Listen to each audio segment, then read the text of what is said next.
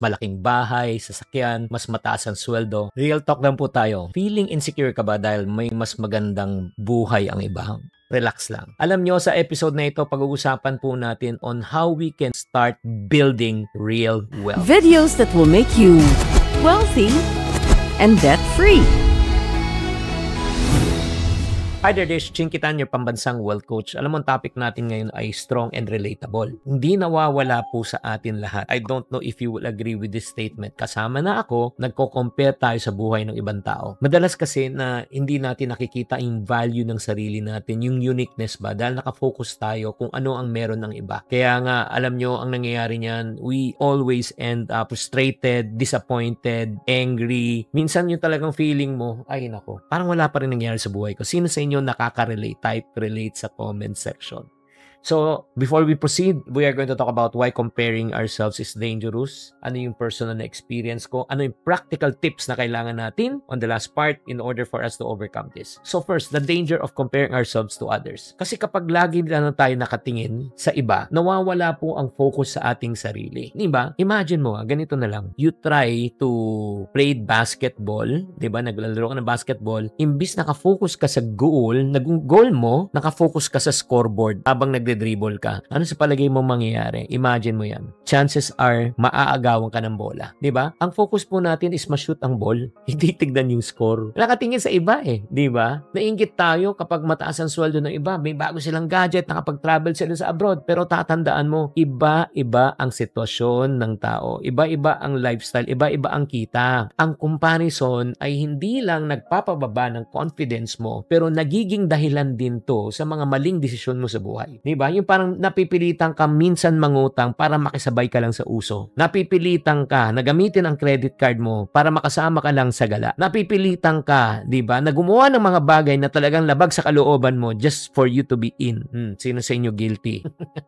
Real talk lang po ngayon. Ha? Alam nyo ba, nung nagsisimula pa lang ako, lagi kong tinitignan din yung mga kaibigan ko, kakilala ko, na may mas magandang negosyo, malaki ang kita. Parang, wow, ganun silang kalaki kumita, effort nila konti. Ako, laki ng effort ko, ito nang kita ko. Parang naiisip ko, ba't parati ako nahuhuli? Kailan ko maabot ang level nila?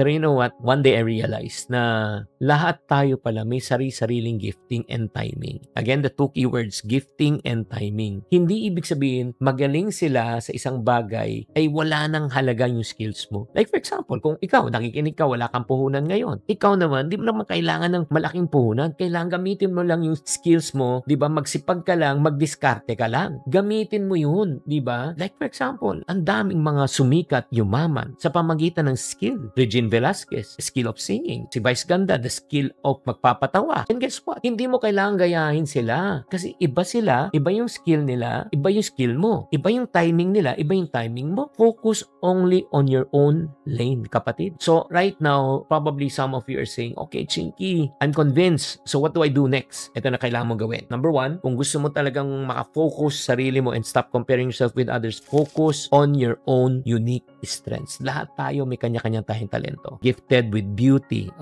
Na wala ako.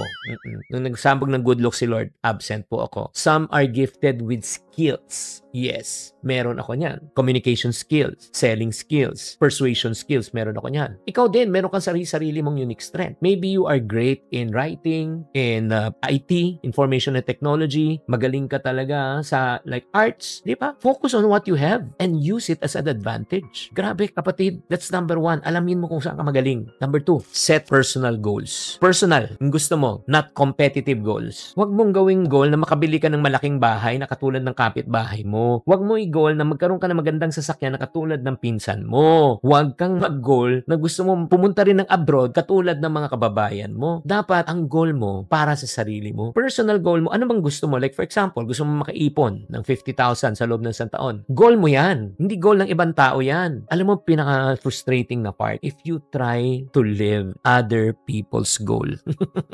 Gusto mong patunayan na kaya mo kung ano nagawa nila. Nakaka-frustrate yun. Kapatid, tigil mo na yan. Walang mangyayari dyan. Ay, nako. Sino sa inyo guilty dyan? Type guilty ulit. Number 3, kailangan po natin gawin in order for us to be thankful, grateful, and stop comparing ourselves with others. Be grateful with what you have. Be grateful. Alam mo, lahat lahat tayo may blessings. Araw-araw meron tayong blessings. Kung araw-araw nakatingin tayo sa wala, marami tayong makikitang wala. Bakit di natin tignan ang mga bagay na meron tayo ngayon? So, I want to challenge you right now. Get a piece of paper and a pen. I want you to write down 3 things that you can be grateful today. 3 things. Number 1, para sa akin, alive. Buhay ako. Number 2, family. Buo. Number 3, may kinikita ako kahit maliit. Itong palang tatlo eh. Lord, buhay ako, healthy ako, may pamilya ako, kumikita ako. Yun pa lang eh. Kaya gumawa kayo ng tinatawag na gratitude journal. Whether it's your job, your family, your health, gratitude is key to contentment. And last but not the least, so that you can stop comparing yourself with others, ito yung pinaka-last that I want to encourage you to do. Again, as you know your strength, as you hit your personal goals, as you are thankful and grateful with what you have, ito yung pinaka-best part. Para fulfilled ka, masaya ka, may purpose ang buhay mo. Share what you have. Alam mo ba ang tunay na essence ng pagiging mayaman, hindi kung gaano karami ang pera mo. Ito ay nasusukat kung gaano karaming taong natulungan mo. The purpose of blessing is not for you to live a blessed life. The purpose of blessing is for you to bless others. Grabe. Kahit maliit lang, mag-umpisa ka sa maliit. Ibahagi mo ang blessing mo. Hindi lang naman pera yan eh. Oras, skill, talent, saying hi lang, kamusta ka na, empathy. Alam mo, mararamdaman mo ang value mo, ang halaga mo, ang contribution mo sa mundo na ito. Grabe. Guys, I hope that you like this episode. Medyo iba tong episode natin na ito compared to the rest. Again, I want you to stop comparing yourself with others by doing 4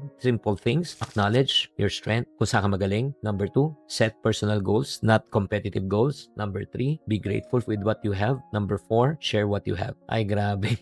Ay, nako, your value, yung pagkatao mo is not defined with what you have. Who are the people that you associate with? It's making a difference in the lives of other people. Ang buhay hindi siya race. Hindi to pabilisan. Focus on your own journey, diba? And be thankful with your unique blessings and use them to become a blessing to others. If you find this episode really helpful, do me a favor, share sa comment section ano yung mga na-realize mo, diba? Ano gusto mong pasalamatan kay Lord? Sulat mo na. And don't forget to like, share, and subscribe. Tatandaan, tamang karunungan, tamang disiplina, ang susi sa pagyaman.